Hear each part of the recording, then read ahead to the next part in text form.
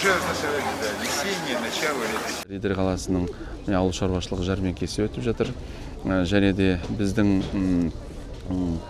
барлық шаруа қожалықтар келіп жатыр. Осында спорттық ойындардың түрлері өткізіледі қазір.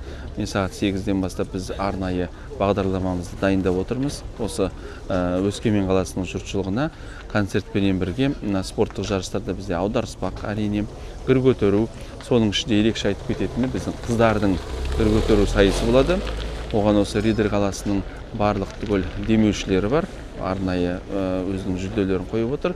Және де 17-тен астам Риддер қаласының үлкен шаруашылықтары осы жерде өздерінің товарларын әкеліп отыр.